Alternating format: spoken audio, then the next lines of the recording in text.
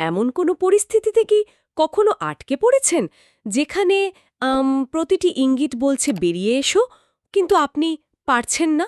হ্যাঁ, সম্পর্ক হোক বা কোনো সুযোগ, যখন সব রেড ফ্ল্যাগগুলো স্পষ্ট, তখনও কি এমন জিনিস যা আমাদের পা দুটোকে মাটিতে আটকে রাখে? এটা কিন্তু কোনো ব্যক্তিগত দুর্বলতা বা বোকামি নয়। তাই না, এটা আসলে আমাদের মস্তিষ্কের ভেতরে থাকা একটা জটিল, বলা যায় সিস্টেম ফেলিওরের গল্প। আমাদের চেয়ে একটা বিপদ শনাক্তকরণ ব্যবস্থা আছে, কিছু শক্তিশালী নিউরোকেমিক্যাল আর মনস্তাত্ত্বিক পক্ষপাত তাকে প্রায় হাইজ্যাক করে ফেলে। ঠিক। আর এখানেই আজকের আলোচনাটা জরুরি। আমরা সেই স্নায়ুবিজ্ঞান আর মনোবিজ্ঞানের গভীরে যাব, যা আমাদের বিপদের মুখেও স্থির থাকতে বাধ্য করে।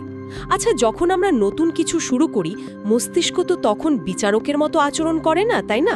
একদম না, ওটা তখন একটা রাসায়নিক কারখানার মতো হয়ে যায়। একটা কেমিক্যাল ফ্যাক্টরি। হ্যাঁ, আর এই কারখানার দুটো মূল হরমোন পুরো খেলাটা নিয়ন্ত্রণ করে। প্রথমটা হলো ডোপামিন। হানিমুন ফেজ যেটা আমরা বলি। ঠিক, ওই হানিমুন ফেজে আমাদের মস্তিষ্ক ডোপামিনের বন্যায় ভেসে যায়। এই অনুভূতিটা এতটাই তীব্র যে এটা মস্তিষ্কের সেই অংশকে প্রায় অকেজো করে দেয় যা যুক্তিসঙ্গত সিদ্ধান্ত নেয়। আমাদের প্রিফ্রন্টাল কর্টেক্স। একদম, আমরা তখন ভালো লাগার একটা নেশায় আচ্ছন্ন থাকি আর কি। তার মানে ডোপামিন আমাদের বিচার বুদ্ধিকে একরকম ঘোলা করে দিচ্ছে। কিন্তু শুধু আনন্দের জন্য তো মানুষ থেকে যায় না, একটা বিশ্বাস বা ভরসার ব্যাপারও তো থাকে। সেটার পেছনে কি কাজ করে? ওইখানেই দ্বিতীয় হরমোন অক্সিটোসিনের ভূমিকা। একে বলা হয় বন্ধন হরমোন। Bonding hormone. আচ্ছা। এই অক্সিটোসিন আমাদের মধ্যে বিশ্বাস বাড়ায় এবং সামাজিক ভয় কমায়।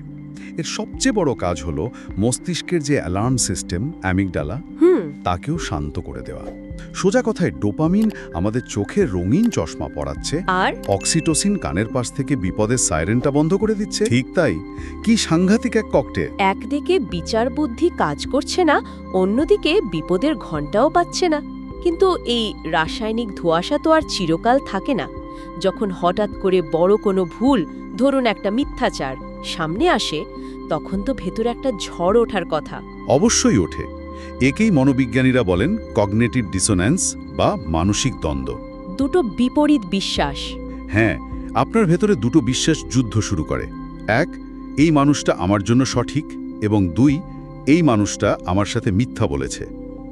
এই দ্বন্দ্বের কষ্টটা মারাত্মক, আর মস্তিষ্ক সবসময় কষ্ট কমানোর জন্য সহজ রাস্তা খোঁজে।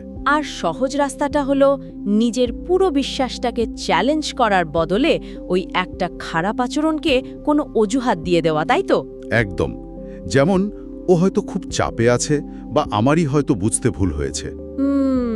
আর এই কগনিটিভ ডিসোনেন্সের ফাঁক দিয়েই সবচেয়ে ভয়ানক জিনিসটা ঢুকে পড়ে, যাকে বলে ইন্টারমিটেন্ট রিইনফোর্সমেন্ট বা স্লট মেশিন এফেক্ট। ঠিক। ভাবুন, একটা স্লট মেশিন যদি প্রতিবারই টাকা দিত, তাহলে সেটা আকর্ষণীয় হতো না। আসল মজাটা হলো অনিশ্চয়তাই। আচ্ছা। সম্পর্কের ক্ষেত্রেও তাই।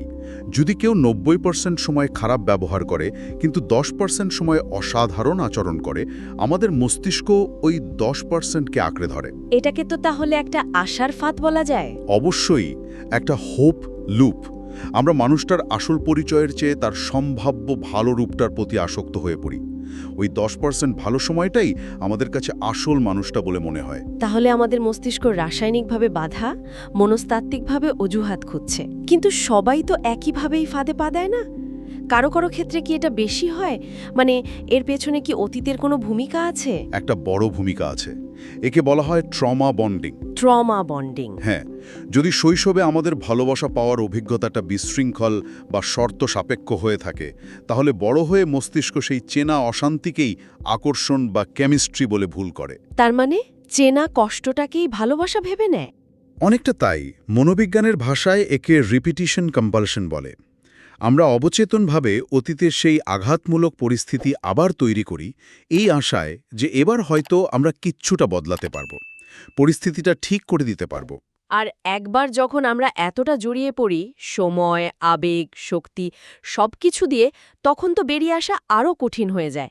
কারণ তখন মনে হয় আমি যা যা বিনিয়োগ করেছি সব নষ্ট হয়ে যাবে। আর আপনি এখন সাঙ্ক কস্ট ফ্যালাসির কথা বলছেন। হ্যাঁ। এটা অনেকটা একটা খারাপ সিনেমা দেখার মতো। আপনি টিকিট কেটে 1 ঘন্টা দেখে ফেলেছেন, এখন মনে হচ্ছে এতটা যখন দেখলামই শেষ করেই উঠি, যদিও আপনি বেরিয়ে এলেই হয়তো ভালো থাকতেন। হুম। সম্পর্কের ক্ষেত্রে এই বিনিয়োগটা হলো সময় আর আবেগ, যা সিনেমার টিকিটের চেয়ে অনেক বেশি দামি।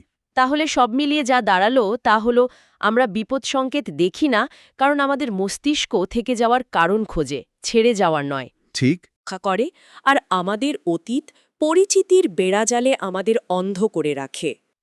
এখানে হয়তো আমাদের আজকের আলোচনার সবচেয়ে গুরুত্বপূর্ণ প্রশ্নটি লুকিয়ে আছে। কি সেটা? ভাবার বিষয় হল, সবচেয়ে বড় বিপদ সংকেত হয়তো অন্য কারোর আচরণে নয়, হয়তো আসল বিপদ সংকেতটা হলো সেই মানুষটিকে শুধরে দেওয়ার বা উদ্ধার করার জন্য আমাদের নিজেদের ভেতরের তীব্র ইচ্ছাটা। এই প্রবণতাটি কি আসল সতর্ক সংকেত নয়, যা আমাদের নিজেদের দিকেই আঙুল তোলে?